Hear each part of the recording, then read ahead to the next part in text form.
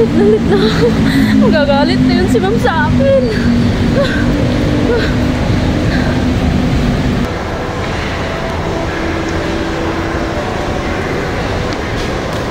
Ay, sirado ko ng office. Ma'am, ma'am, sorry. Nalit ako kasi na-traffic, ma'am. Naku, lagi ka na lang na-traffic. Nalilit. Paano na yan? Sinarado ko na yung opisina. Na po, ma'am, kasi na-late ako. Ako, Pasensya ka na po, ma'am. wala na. Wala ka ng... Haba kasi ng pila sa LRT, ma'am. Si Santi na kita. Ma'am, wag po, ma'am. Hindi na pwede ka pumasok. Lagi ka na lang na-late. Ma'am, mawag po kayo, ma'am. Kailangan ko po ng trabaho, ma'am. Kung magtrabaho, kailangan maaga. Wala akong pakialam kung nalilit ka dyan. Nako, wala akong pakialam kung nalilit ka. Si Santi ka na. Huwag ka nang pumasok, hindi na kita tanggap. Ano na? Kasi uwi na ako eh. Si Santi na kita eh. Hindi ka nang pumasok. Wala na kang papasukan dyan, sirado na eh.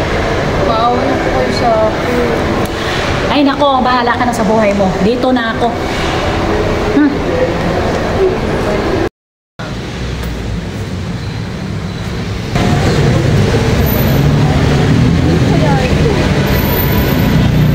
Excuse me, miss.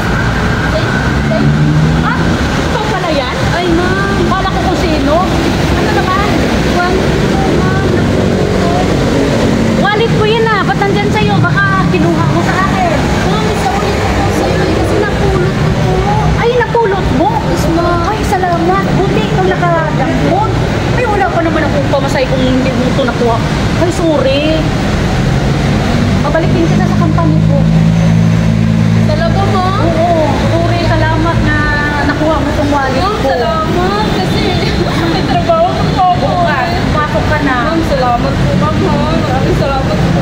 Maraming salamat. Salamat din ha.